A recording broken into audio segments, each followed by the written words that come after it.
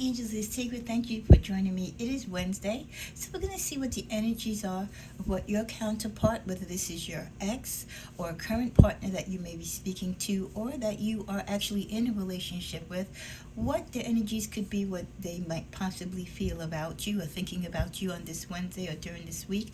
Do know that the energies can be crossed, so it also can pick up your thoughts as well.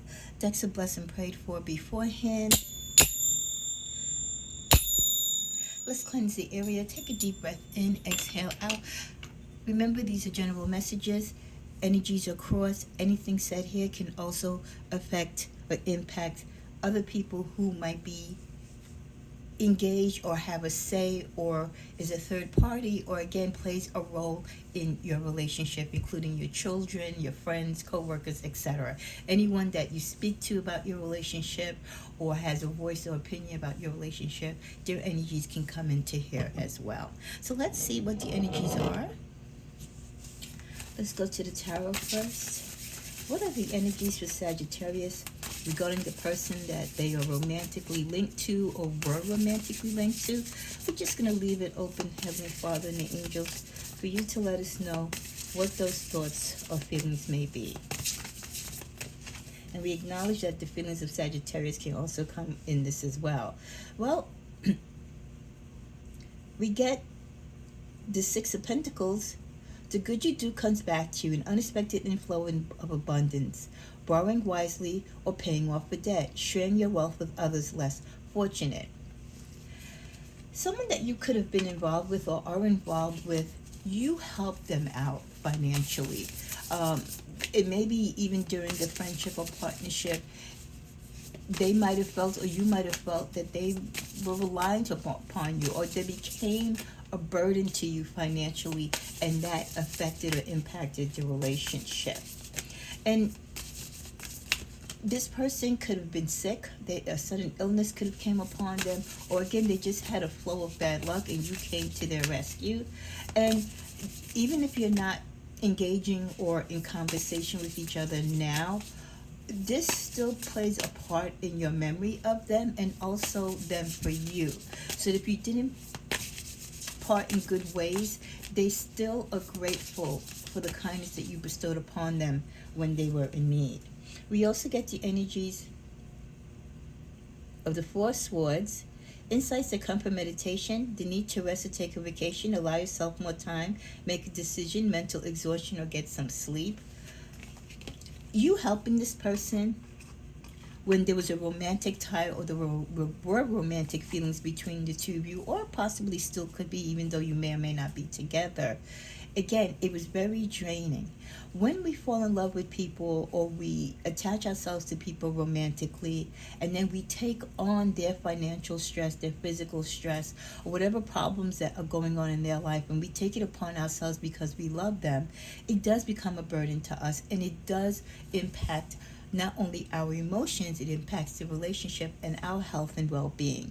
It takes us off our game, so to speak, because we tend to focus on our partner's needs and then forego our own.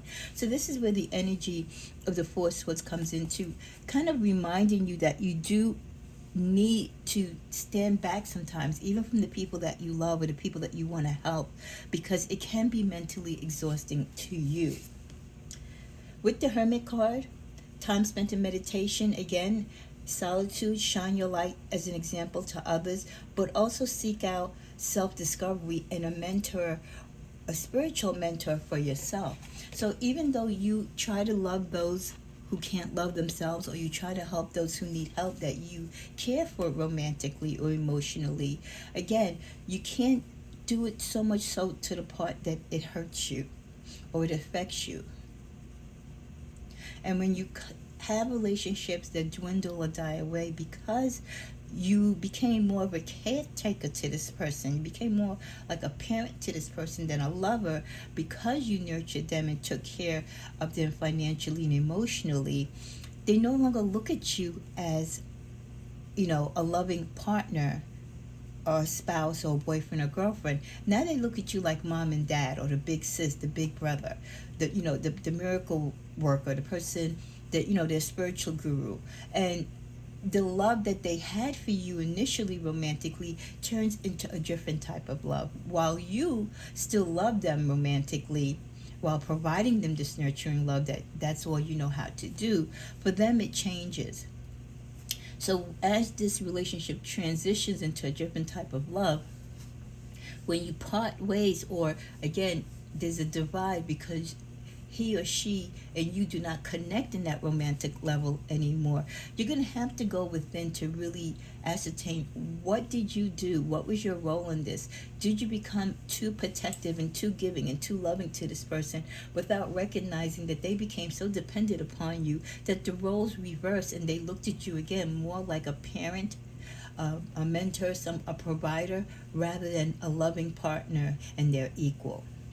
So when you come out of those type of relationships or those type of energies, you have to deflect from it. So you do have to do the inner work. You have to go within, and you have to practice and realize what you did, how you did it, to what point. You have to learn how to help those that you love, but not to the point that it changes the scope of your relationship, where they look at you now, like I said, like a parent or an advisor rather than a lover or partner. With the overall energy of releasing, endings to new beginnings, endings that will lead to new beginnings, bright opportunities, the desperate need for releasing situations and people that hold you back, which then will lead you into this beautiful transformation that allows you and combines the energies of you going within and meditating.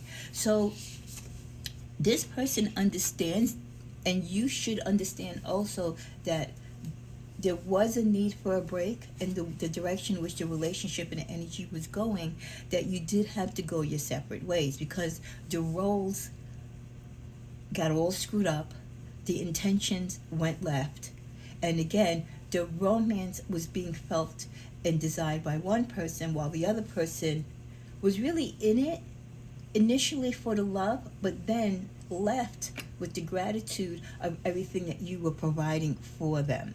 So once you release that and you let that go and you see it for what it is, actually it frees you. You can feel good about yourself, Sag, because you did good by this person. And they should feel good also that they were blessed to have you in their life to do this good during a time of need, which they are. They're very grateful for what you did for them. And they could be a little disappointed that they disappointed you in not fulfilling the romantic aspect of the relationship. We also get the message, I miss hearing your voice. You and this person are probably not connected. There is probably a great vast of distance between you for some time now. You don't communicate vocally, so they do miss your voice. They might listen to recordings or watch videos maybe, but it's not the same like hearing your actual voice. I need security. At the time when they left or you left this relationship, they needed security. And even though you did provide security for them, they needed something even beyond at that point that you were willing to give. Because again, when your eyes opened up and when you realized that you kind of transitioned yourself into a role that you really didn't sign up for, at this point they really needed you to be there. They really needed to rely on you, too much so to the point. So they probably found someone else that could have provided them that security, and that's where they feel they are now, that they're with someone that can provide them or can continue on in a greater way from where you started out helping them. I want to start over. They want to start over, and this doesn't necessarily mean with you. It could mean with you, but they do want to start over. The way how they look at love, how they approach their relationships. Will you ever make things right? This is a very strong statement, and I feel it's coming from both of you. You feel that you're owed an apology because in some cases this person could have left you without even saying goodbye once they got their new boo to take care of them and to provide them that security that you were slowly releasing yourself from. You do feel that they owe you an apology. They owe you a sense of gratitude.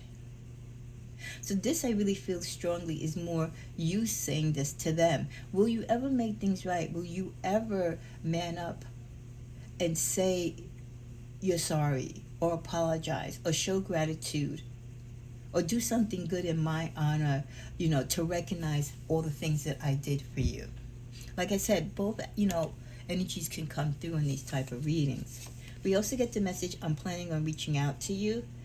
I don't believe this is you. I strongly feel this is them. They miss you.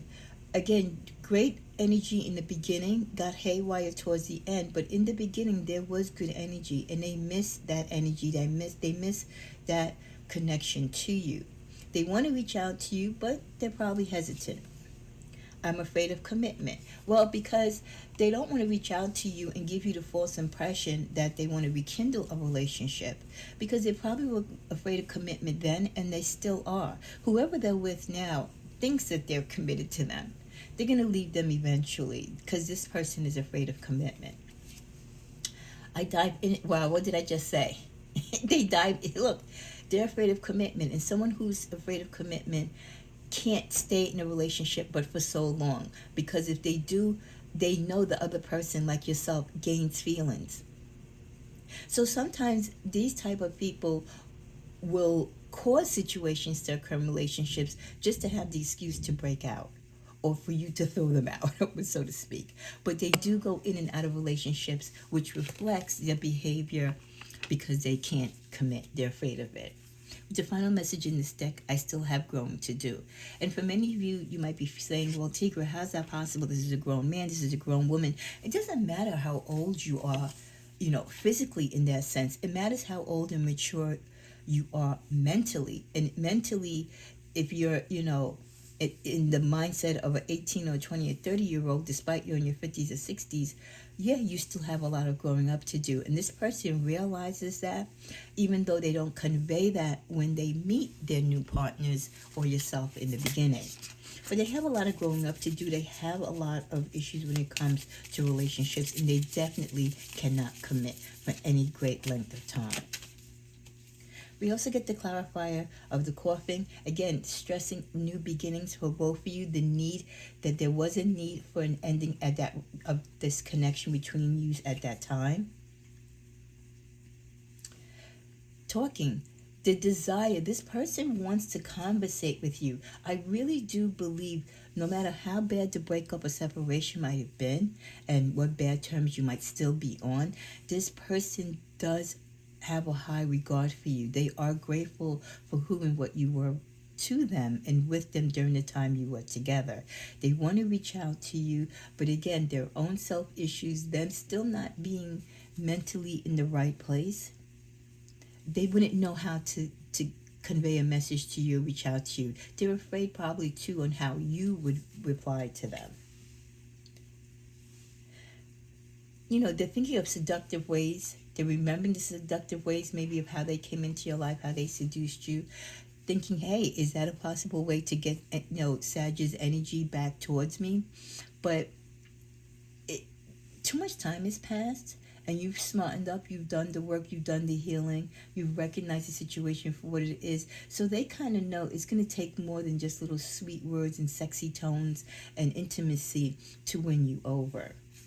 Again, kisses. They want to, they sense that they can try to win you over with seduction and affection, especially if towards the end of the relationship, the affection wasn't kind of what you wanted it to be. So they're thinking if they could come back and make a connection to you and conversate with you and then do this subtle romantic stuff, that they might be able to win you over. And not necessarily to be in a relationship with you, but at least to have you back in their life and in their circle. We also get the clarifying card, heart-to-heart conversations. Yeah, this person definitely wants to speak to you. They want to reach out to you. I don't know if they're ready or capable to have the heart-to-heart conversation, but, it's something they would consider, honestly discussing their feelings with each other and, discussing their feelings with you, something that maybe they did not do in the past or during the time of your breakup. You might have had conversations, of course, towards the end, but were they honest? Were they being open? Pay attention to the red flags. Despite the fact that they do want to have conversations with you, pay attention to their body language. Again, watch what they do, not what they say, because this person still, has trickery with them. They're still immature. They're no better than what they were when you broke up. So just keep that in mind and pay attention to the red flags, no matter how sweet or affectionate they may try to be to draw your attention. Past life relationship, there is a connection with you two, and this could be the energy why this person has the need or desire to reach out to you and still feel some type of want to be with you, or at least, like I said, have a connection to you, because you do have a past connection. Finances and career does play into the factor of both with your love lives at this point. They know you to be someone who is successful, and they know that you bounce back eventually from heartache, probably from past relationships that, and past conversations you've had with them. So they know that whether or not you're with someone else, they know for sure after breaking up with them, you probably dived right into your finances and career, and you're not going to let anybody break that momentum. So they're trying to do the same, but not on the level as you are. So they know that you are probably better now financially than what you even were back then with them. And you could have been in a great place then, but with sheer determination and no distraction from a partner, that this is your prime goal right now. And if they weren't doing their share, and again, you were kind of embodying the relationship with taking care of all the financial matters, they know that before they can even begin to come back and talk to you, they also have to have their act together, because they know for sure you are definitely going to have yours together. Let's see if we can pull one more final clarifier card. So what is the overall energy between the thoughts and actions between you and this person? The Magician. You both have the ability and the creativity that if you wanted to connect with each other, you could. You both had the ability to manifest. I believe that both of you, when you were together, were kind of were like a kindred spirit, in the sense that you both were able to make things happen together. You both maybe had a great mindset to business. You probably partnered in a lot of ventures. And you both had a sense of what you wanted for the future together. So I feel that both of you have the tools, and you know what it is that you want, and you know what you don't want, but together it's just kind of hard to make that magic happen, because this person has their history, because this person is afraid of commitment, this person lacks the determination, to strive and be better as a partner. With the underlying energy of the Ace of Cups, take time to love yourself, to start a new love relationship, having emotions for someone. They already feel and know that you have moved on, that you've done the self-work, you've done the care. You always did, but even more so now after not being with them. So they have to tread on very, very light water if they want to reconnect with you. It's not going to be an easy thing. Yeah, because here you go. Queen of Pentacles, you're hardworking, you're dominant, you're very business oriented. So if you don't have love on your mind, Saggy, you are focused in your craft. And I feel like they've been questioning, like, who are you dating? Have you been with someone? And if they've gotten word that, hey, she hasn't remarried, she's not dating anyone, then they know that you're living really good right now. Because when you're not in a relationship and there's nothing else distracting you, you're all about your money and your business. So in that regard, they feel comfortable knowing that they feel there's a slight chance that they can try to win you over, because of the fact that you're not with someone. But they also know that when you're this focused in your career and doing this well, you're not going to want to take a chance, especially with someone like them, you know what I mean, on love, to set them backwards, or to set yourself backwards. You want me to pull one more card from this deck? Yeah, there's a soulmate connection. There is a connection with you and this person. It's undeniable, but it's not enough, because this person has a lot of work to do.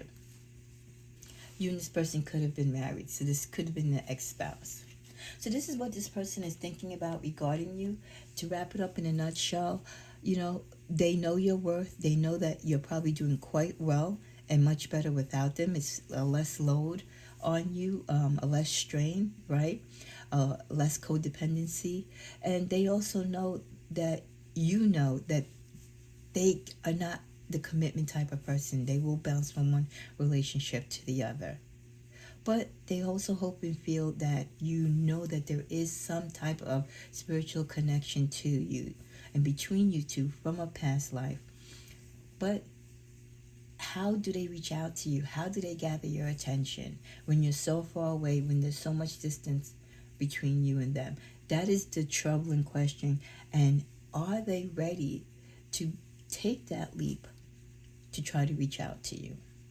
Because you're going to be on your guard watching out for the red flags. You're going to want to see and hear if in fact they have truly changed before you even think about rekindling a friendship with them or letting an opportunity of conversation come upon the both of you. But this person is thinking of you. How can they reach you? What are you doing? How well you're probably doing without them? Well, they go in and out of relationships, and and the lack of commitment, they're still going through what they were going through before you, during you, and after you.